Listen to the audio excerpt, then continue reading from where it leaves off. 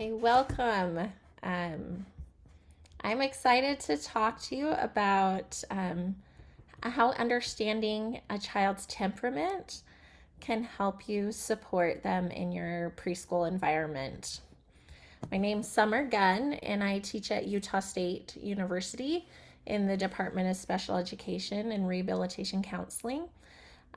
I teach our pre-service special education teachers that mostly focus on our birth to 5 special education teachers, so those who are preparing to work in early intervention or early childhood special education placements.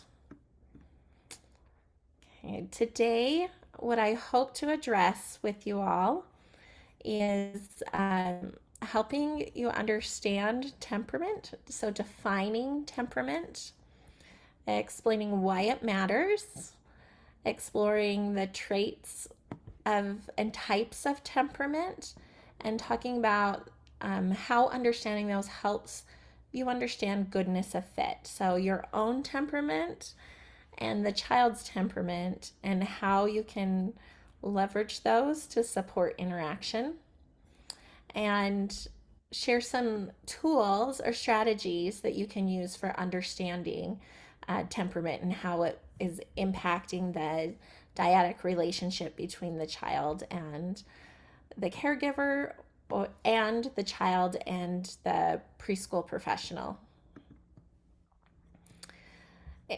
The Division for Early Childhood has a set of recommended practices that, as practitioners working with young children, we as we implement these practices, we can do them with quality. So one of the practices is that practitioners with the family identify each child's strengths, preferences, and interests to engage the child in active learning. So as we understand the child's temperament, we get to understand their strengths and their preferences, and it helps us as we plan interactions, especially around learning new skills. Another recommended practice is the recommended practice on families. Practitioners support family functioning and promote family confidence and competence, and strengthen the family and child relationship by acting in ways that recognize and build on family strengths and capacities. As we understand the child's temperament, as we help the caregivers understand their own temperament, we can use that to support and promote their confidence and competence and supporting their child, their young child. This also relates to the standards for our field. So the National Association for the Education of Young Children has a set of professional standards, and I included a couple of the standards here on this slide that relate to understanding how understanding a child's temperament can impact us as professionals in the field as we interact with children. Practitioners understand and value each child as an individual with unique developmental variations, experiences, strengths, interests, abilities, challenges, and approaches to learning, and with the capacity to make choices. Temperament is the collection of those preferences, interests, challenges, and understanding that can help support us as professionals and valuing each child. As practitioners, we collaborate with families in young children's development and learn through respectful, reciprocal relationships and engagement. It's important to work with the families in understanding the child's temperament and helping them to understand. The Council for Exceptional Children Early Intervention, Early Childhood Special Education Standards focus specifically on professionals working with young children with exceptionalities, so those with disabilities or other developmental variations. Their professional standards outlined that candidates applied knowledge of biological and environmental factors that may support or constrain child's early development and learning as they plan and implement early intervention and instruction. So, we as professionals should understand those inborn nature of the child and how they interact with the world. So, understanding their temperament is really important. Um, Also, candidates engage in reciprocal partnerships with families and other professionals to facilitate responsive adult child interactions in interventions and instruction to support the child's learning and development. Understanding the child's temperament can help us to connect with the child in that reciprocal relationship with the families and in responsive adult child interactions. So I have on the other screen um, a it's called Woo Clap, and it's an opportunity for me to see who is here and for you to respond to some questions that I have. So I'll drop in the chat a link. You just go to wooclap.com and you type in the code. I've got my cute pictures of everyone over here in front of the code. So let me type that. UUYUJI to join. So I would love if those who are here participating can join that. Oh, thank you. Is it Terry Rose? That's a beautiful name. Thank you for sharing that code in the chat too. Okay. So just type in wooclap.com, or if you have a phone, you can scan the QR code to get there. I'll wait just another minute before moving forward. The first thing I want to ask is who we have here. It's not going through your district filter. I apologize. Hey. If you can't respond in the Woo Clap and you want to respond in the chat instead, please do so. I just want to see who's here. So I can think about the examples that I'm using, the resources I'm using, and help to give examples that are relevant to you. If you have more than one identity, go ahead and share it as well if you're able to. I think many of us are caregivers and teachers and providers. Thank you.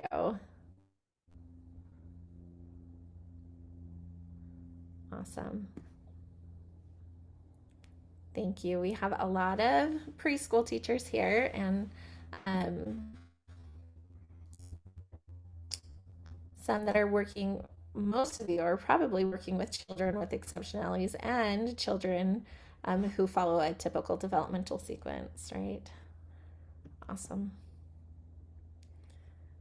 Thank you. I'll have some more questions that you can respond to throughout the presentation. If you can keep that open on the side, I'll come back to here.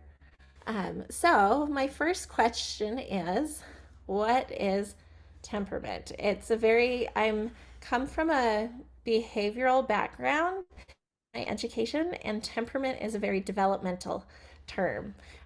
So what is temperament? Temperament is a child's innate behavioral style that influences how they react to the world. So temperament is a collection of the behavioral responses that children have with the world that play into both their genetic makeup, their genetics predisposition is to interacting with stimuli in the environment. So their visual ability, their hearing ability, their sensory input. This one brings Relief Society snacks. as well as how they manage their emotions and adapt to new situations. So, why is understanding temperament so important? I wanted to hear, I think, on the next question from you. Oh, we're going to watch the video. Please let me know in the chat if the sound on the video is working. I'm going to find, let me just double check. Let's see.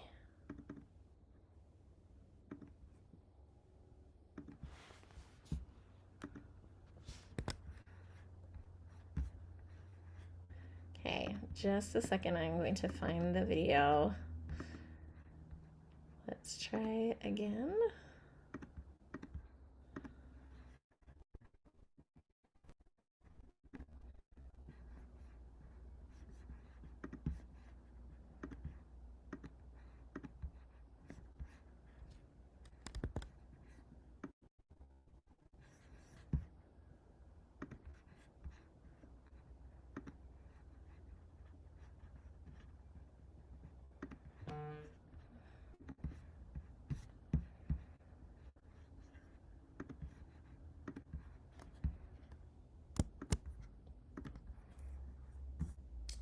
Okay.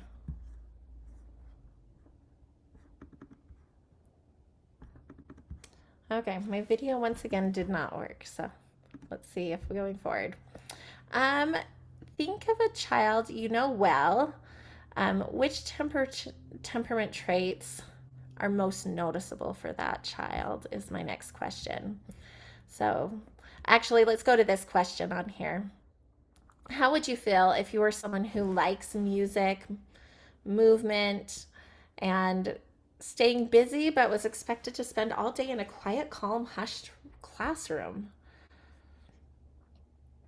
I see frustrated, out of place,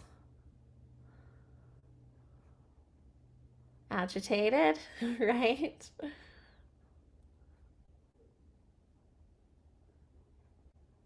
Nuts, bored, yes. So, understanding temperament can help us understand how children, why some of the root of why they may be responding the way they are to the environment. So, um, so it's so important to understand temperament because we can better understand why the child is reacting the way they are. It helps us to understand the preferences that they might have. And understanding preferences is really important to be able to set the stage for new learning, for engagement, and for that reciprocal interaction between the caregiver or the teacher and the child. Like in the example there, if you were somebody who liked movement and music and staying busy, but were expected to be quiet and calm in a hushed classroom, that getting up and moving or shouting out or playing with toys in a really loud way, understanding that child's temperament may understand why they're engaging the way they are.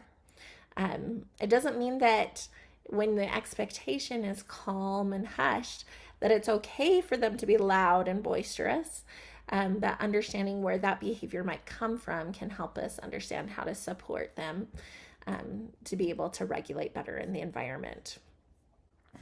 It helps us understand the child's identified strengths and needs for support, and it helps improve attunement with the child. So, attunement is really understanding the subtle communication between partnership.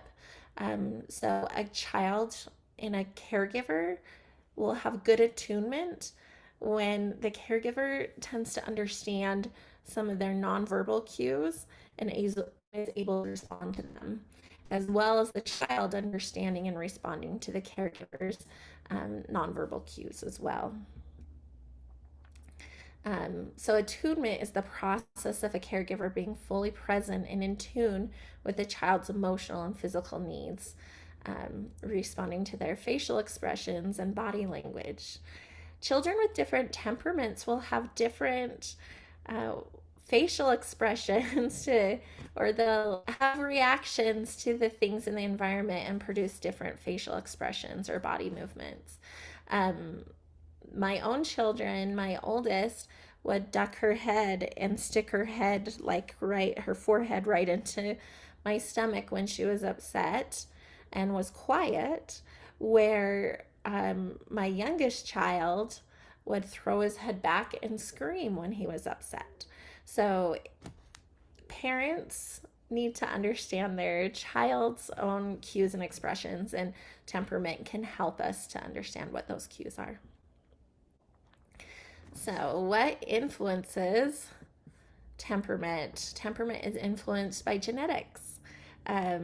It's influenced by those family environments that we're in, what behaviors are reinforced and which ones are ignored. It's influenced by culture.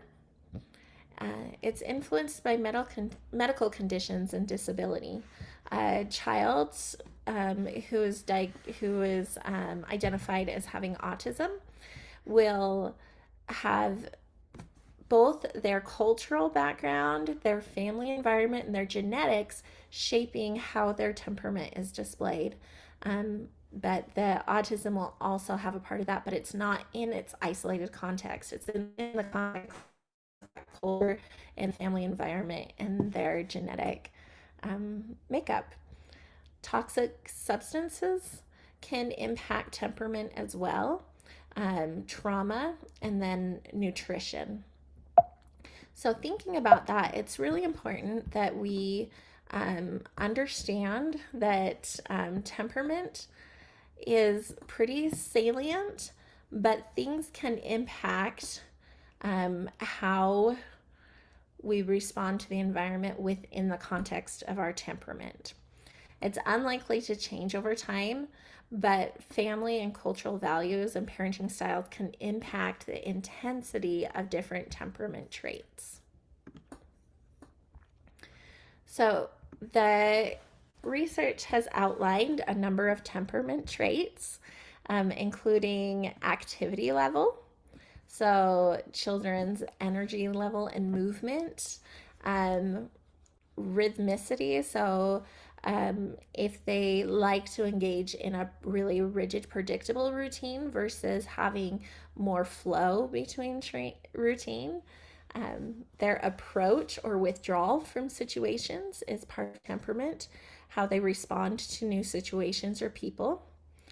Their adaptability, so along with that regularity and rhythmicity, how they respond to change in the environment, things that happen that are unpredictable, or things that are over and over again predictable, that can be different for different temperaments. That intensity of reaction is part of temperament. Distractibility, so sustained attention or easy distraction.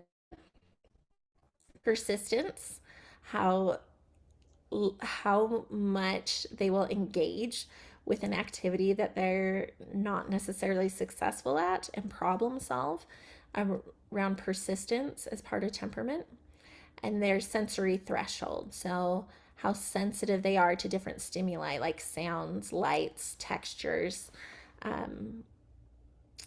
pressure, things like that.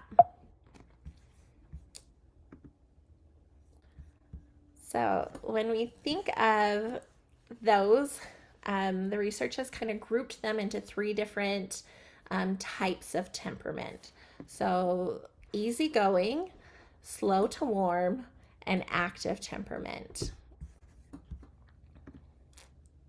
So an easygoing temperament means that with the activity level, that they have like a moderate activity. They enjoy play, but they're not overly energetic. Distractibility is low. They stay focused even when there's distractions around.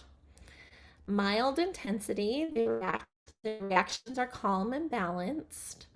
Um, they like predictability with consistent schedules for sleep and eating. They have a high tolerance to different noises and textures and changes. They eagerly engage with people and situations, so they have a high approachability and adaptability. And then a moderate level of persistence. They'll keep trying at something, but are willing to move on from it. The slow to warm up temperament pattern is a child who has a low activity preference. So they prefer calm activities that require less movement and more watching or more manipulation of materials versus interaction. A moderate distractibility. It may be harder for them to focus in new settings and situations, but they're able to focus in situations that are really familiar to them. Intensity level, they're very much more subdued. The regularity, they like to take changes slowly. So they like regularity and routine and adjustments to that routine. They're more successful if they're slow and gradual. They're more sensitive to sensory input. They are less approachable, so they hesitate and need time to warm up, hence the name for slow to warm up. They are more resistant to changes in routine or transitions. They need some preparation before a transition happens in order to be prepared for it. And they stick with tasks quietly and patiently and persistently. The last one is called active, or I've seen it also referred to as feisty. I have a picture of my feisty niece here to demonstrate. So their activity level is much higher, consistently moving. They love physical play. This picture, she was on the ground rolling in the dirt and pouring it over her face. And so you can see the sensitivity is moderate. They notice stimuli. They like to engage with it, and they adapt quickly based on a moderate level of sensitivity to the stimuli in the environment. They are easily sidetracked by sights and sounds. Intensity, strong emotional reactions, both positive and negative. Squealing when they're excited for some children with a high intensity. They don't follow routines as readily. They maybe want to stray from the routine to something that is causes more of a strong emotional reaction than the routine does itself. They like variety. They like things to be new and exciting. They have a moderate sensitivity. Approachability, they're usually very approachable by people who are new, by children. They jump into new experiences. Adaptability is moderate. They adapt but may protest initially. And then they might have a low persistence. So they might really like to engage in something, but when it becomes challenging, want to move on to something else. So they might give up quickly and feel frustrated. So there's this temperament continuum that I put in the materials that's from the National Pyramid Model materials on challengingbehavior.org. It's a tool that you can use to think through what is the child's temperament on that scale. And they might not fit clearly into one of those boxes of easygoing. We'll go back to that slide. Let's see. Easygoing, slow to warm, or active. But they may fall somewhere in between those on the continuum. So I want you to think of a child that you know and think through where would they fall on that continuum.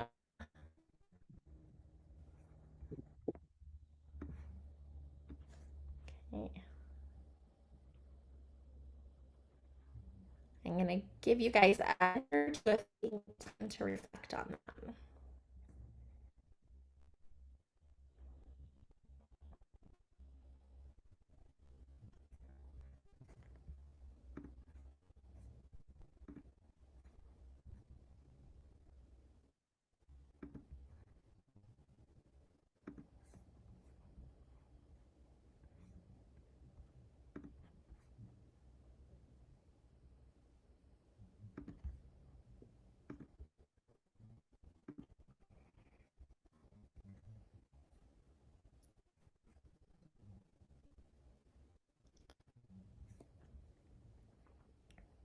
Okay.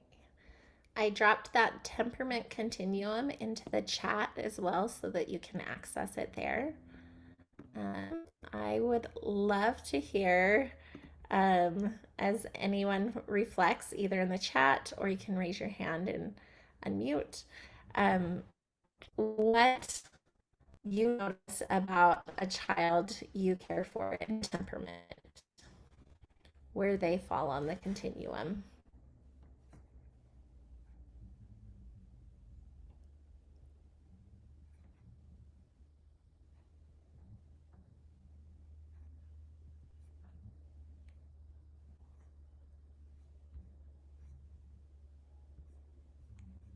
Okay. Maybe if you want to share something in the chat in a minute, I'd love to hear where your reflection on a child that you care for, where they fall in the continuum. But we'll move forward too. So, understanding a child's characteristics of their temperament can help us understand that goodness of fit and that attunement piece that's so important. So, goodness of fit is creating harmony between a child's temperament and their caregiving environment through flexibility, understanding, and collaboration. Um, Part of supporting children's temperament is reflecting on your own temperament. Understanding your own temperament can help you identify where you have goodness of fit with the child and where you diverge from the child's temperament. This can help caregivers and our early childhood providers know where their points of frustration might exist. So, you thought about where a child might fall on that continuum. I want you to take a minute or so and think about where you would fall on the continuum for the temperament. Where do you line up?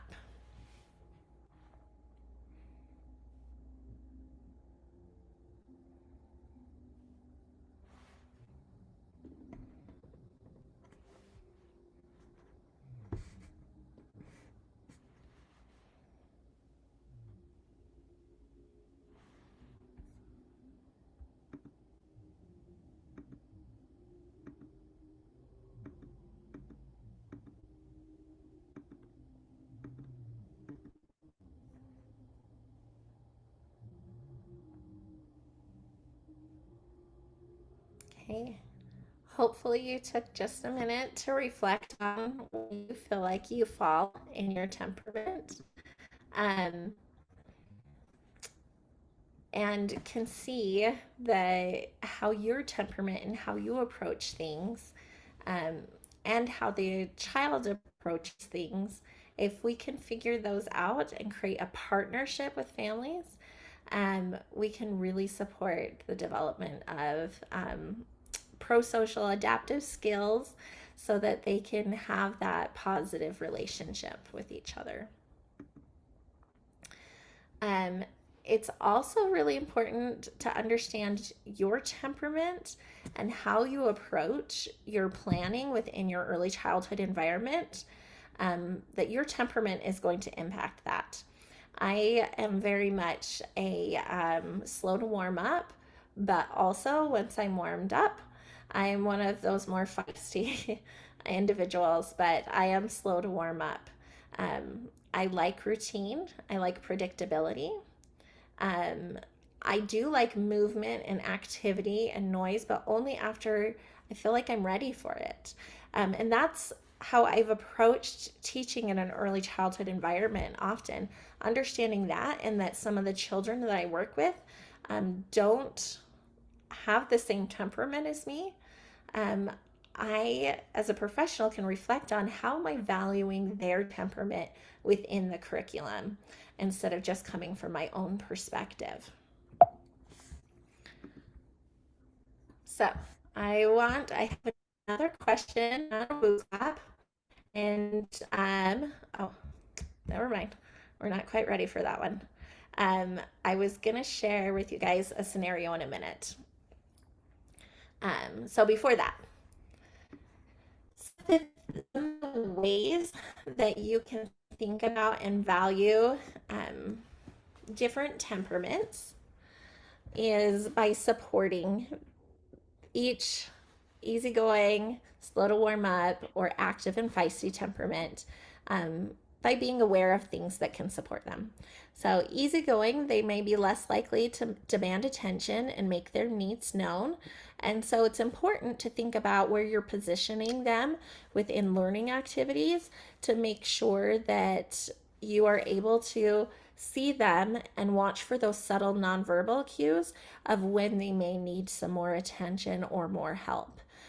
If they're positioned to the side of you and you can't see them very readily, they'll kind of go under the radar and you may miss opportunities to provide them the help that they need to be successful.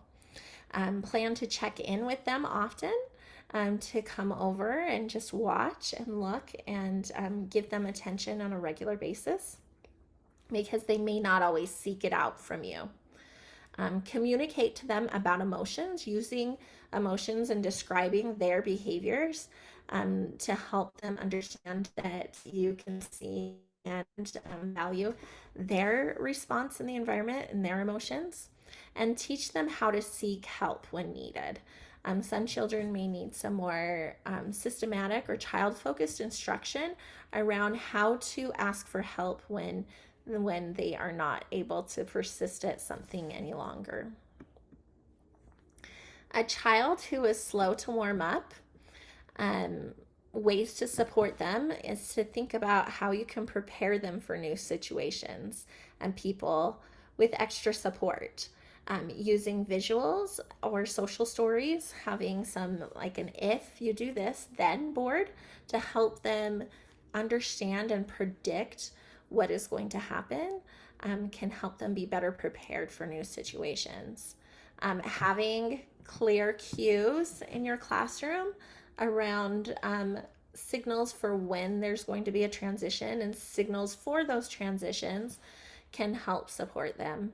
Having visual schedules that are part of the classroom wall, classroom decor, or the environment, childcare environment, as well as them being able to go to their own little schedule to see and predict what's next, can really support a child who is slow to warm up. Allowing extra time for transition can be really valued by a child who's slow to warm up, allowing them that transition time, and maybe even the use of a transition object, an object that comes with them to preschool. They take a moment, they put it in its designated place, and then can ease into the routine. Those kind of things can help a child who is slow to warm. A tad too much. Okay.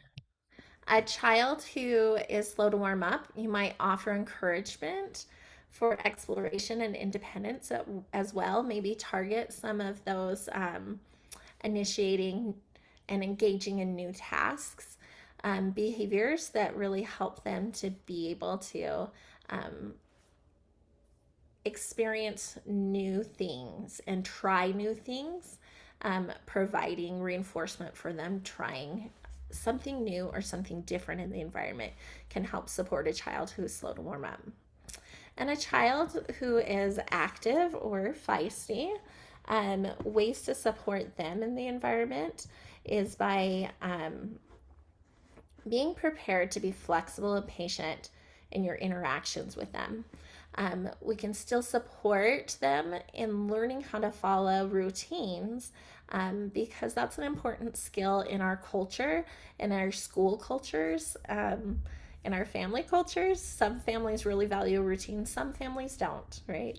But teaching them or being prepared to have some flexibility in the routines can be helpful for a child who is active or feisty, providing choices that are available within an activity can allow those children to engage better. Um, they can experience some intense emotions and reactions, and so it's important to be prepared and to provide instruction in your early child environment on pro-social ways to express emotions. So valuing those emotions and valuing their expression in a way that's safe for them and others um, is important. Challengingbehavior.org has lots of wonderful resources for teaching emotional literacy and also emotional regulation and problem solving. You want to offer choice that includes their preferred way of interacting with activities. So if they are one that enjoys more physical play, making sure that that kind of physical gross motor movement is available. One of my favorite uh, dramatic play area activities in my classroom was the nursery, for like the plant nursery. We had flowers, we had plants, like plastic silk flowers and jars that they could put the flowers in, and we had a cart that they could pull around the room and make deliveries. The expectation was not that they pulled the cart around the room and ran into things. That was not that was taught within that activity, but there is the ability to engage in that kind of gross motor pulling and pushing within that dramatic play activity, in order to support children who interacted in more of that gross motor way. Um, we also had notepads and cards that people could write, and so my children that were those slow to warm up could go over and engage in that kind of slower paced activity within the group activity. You want to create calming spaces to transition from those big gross motor movement activities to more restful activities. So by calming spaces means that as you engage in that transition, that you facilitate that calming, whether it's a location in the early child environment or a rhythmic routine around calming.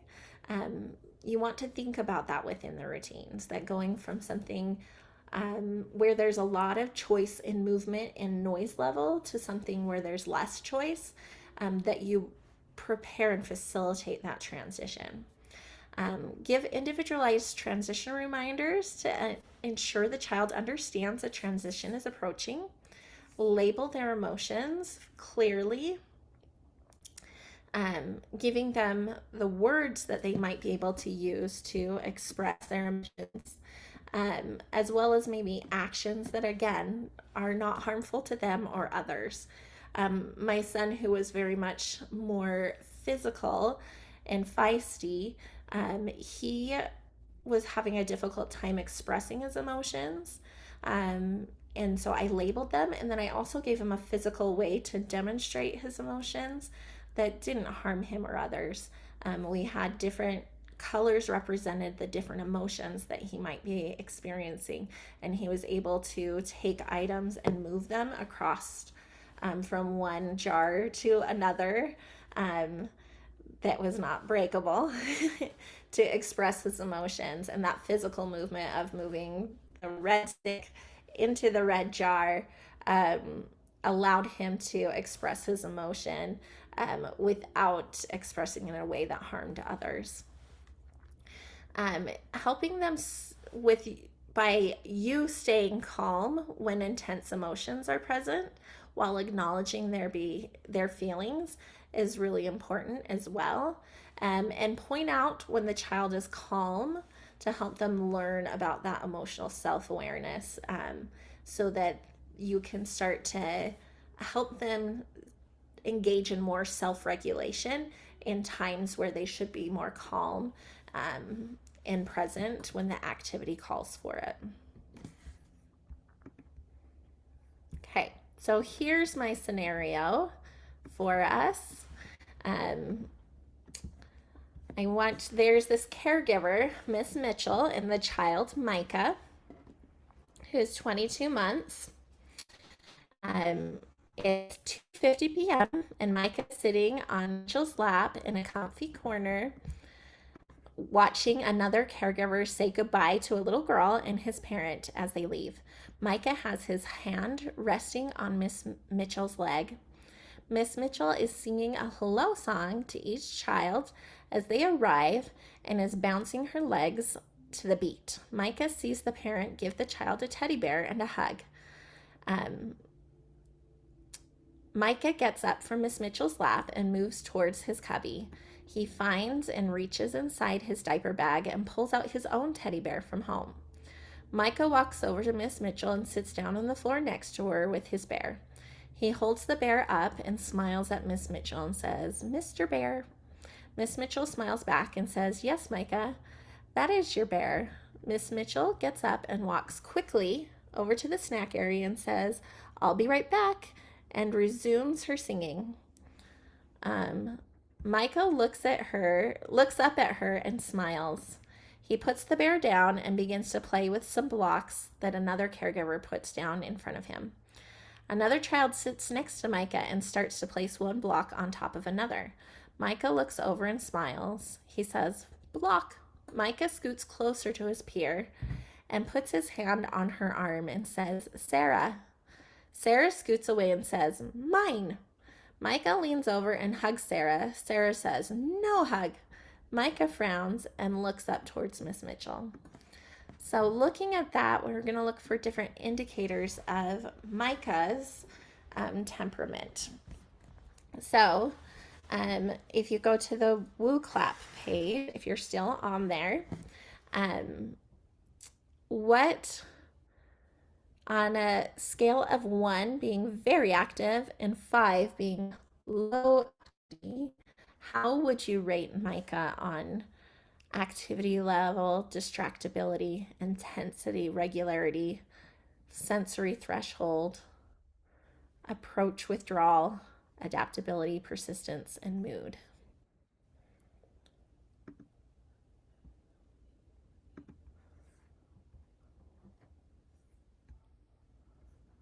While you guys answer, I'm going to come back to this page on the screen. So what I see is he approaches Miss Mitchell and sits on her lap. As he approaches, he's watching another child and imitating what they're doing. He approaches the peer Sarah, and she pulls back and says, "That's mine." He tries to hug her and she says, "No hugs," and he soon right after walks away.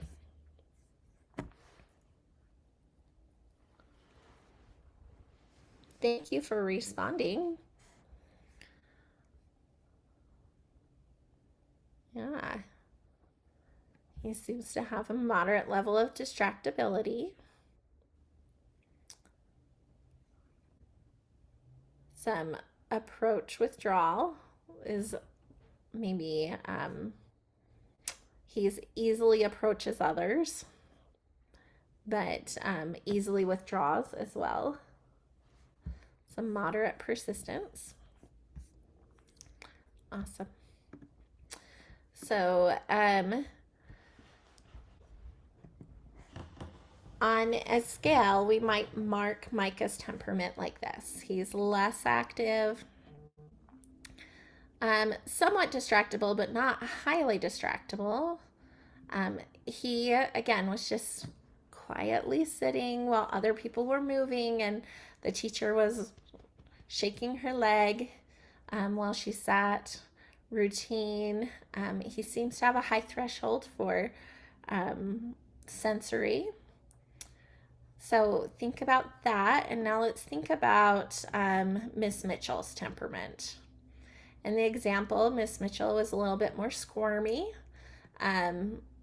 She was distracted by the things that were going on in the classroom and quickly attended to new things. She had she was humming and singing, and her reactions to others. She was very approachable, which many early childhood educators are, and she had a very positive mood.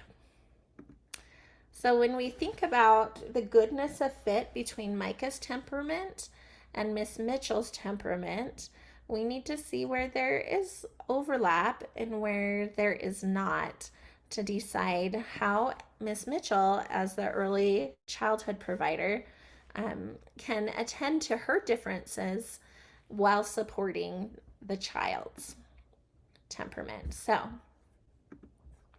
the next one, let's see, back here. Which areas should Miss Mitchell consider when thinking about goodness of fit? What are the areas that if you had a personality distinct from Micah and a personality like Miss Mitchell's, what are those areas that you would want to consider and think about how you can support the child differently?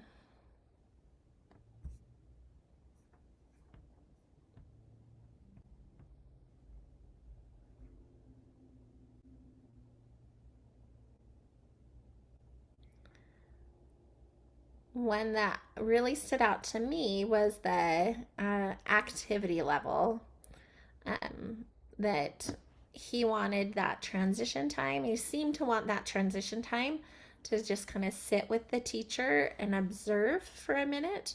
And she was really active and moving around. If that's something that Miss Mitchell's determined is important to support children who need that transition time, having materials prepared and ready around the snack table or other places prior to the kids coming into the environment can really help put her in a position to be able to sit and help those children transition into the early care environment. Okay. So some of the shared traits that they have, Miss Mitchell and Maya, are they have high persistence. They are both approachable. So when there's a shared trait of high persistence and high approachability, with the persistence, you want to provide a range of activities and new objects. Delight in watching all the ways the children explore. Describe feelings for your child and consider praising his or her efforts. For high approachability, take time to be around other children and families. Have the child support them as they're around other children. Be close by to help them as they learn to interact with others, supporting their interactions. If there's a low fit around distractibility, you want to allow extra time for activities Micah enjoys. Would you like to look at a story for a few more stories? Offer choices at the end of the activities. when you need to transition from one activity to another, offering choice of how that activity will end can support a child with low distractibility. Give frequent transition reminders. Encourage interaction with peers by noticing and describing play. So instead of taking over the play of others, noticing and imitating the play of others is a way to support children with low distractibility. Spend regular one-on-one time with the child. When you want to support a better goodness of fit for a child who is highly sensitive, who has high sensitivity, you'll want to offer quiet alternatives during stimulating activities. So on the playground, if a child is sensitive to like the fast movement and the climbing and the running, having chalk that the child can sit on the ground and draw with chalk for a minute can offer a quiet alternative to a really stimulating activity. Allow indoor play when outdoor conditions are uncomfortable. Respond calmly when the child feels overwhelmed. Suggesting quiet activities. Respect how slowly, most of the time, they eat their food, allowing enough time for them to get the food in if you have a snack or a lunchtime. Talk to them before you're going to physically contact them. Say, can I help you with that? And hold your hand. Can I help you zip your coat? You want to warn them before there's physical contact. Provide sensory experiences safely. So having tools within a sensory table that they can interact with before having to interact with the sand and the water or other sensory experiences that might be hard for them. Having those tools there to interact with is a way to prepare them for that sensory activity, and offer tools for exploring textures that might be uncomfortable. So this website, the ecmhc.org/temperament, has a really nice tool that you can use to evaluate your own temperament and the child's, and identify what are some of the strategies that you can use to support a child.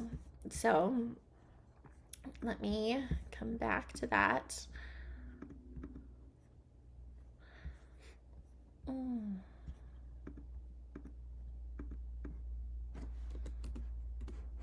Okay. The tool right down here, they have one for infants and one for toddlers. If you're working within those early years, it's really useful, even the toddler one, for preschool age children, to help caregivers understand their child's temperament. The directions are there.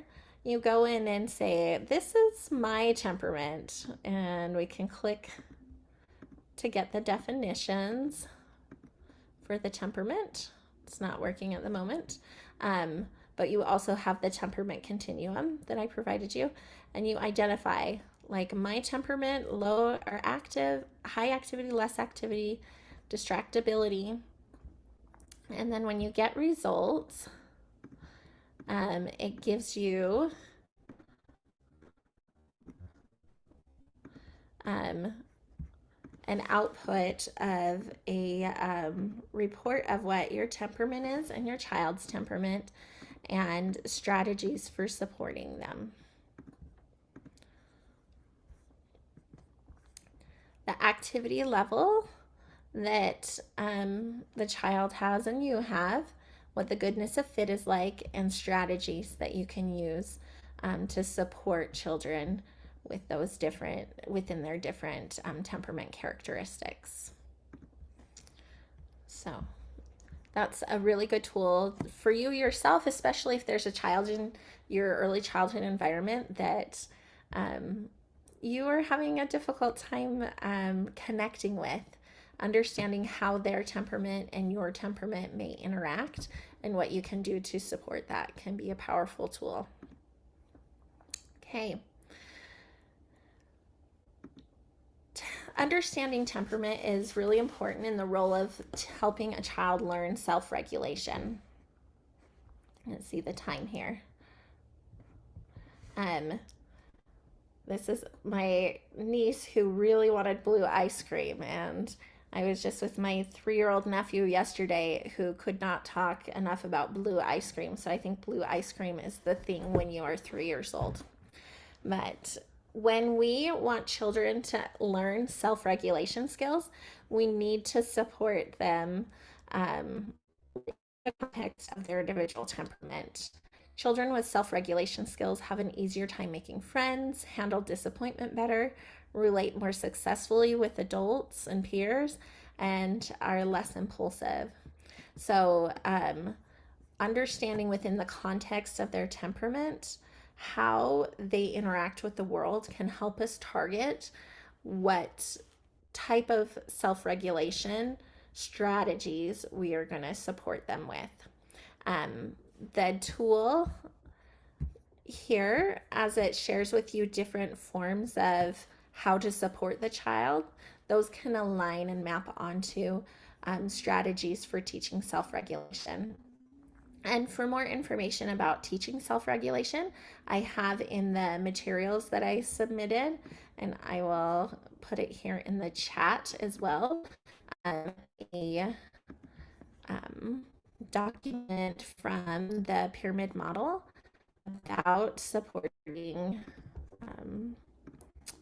self regulation in children when thinking about their temperament. That's the NIHMS document that is hopefully uploading into the chat. So, temperament-based interventions, re-examining the fit, and it talks about when you're planning those interventions for teaching self-regulation and adaptability to routines, that you are also addressing that within the context of their temperament. So, thank you for your time. I think the time for this is just about up. There's just 2 minutes left.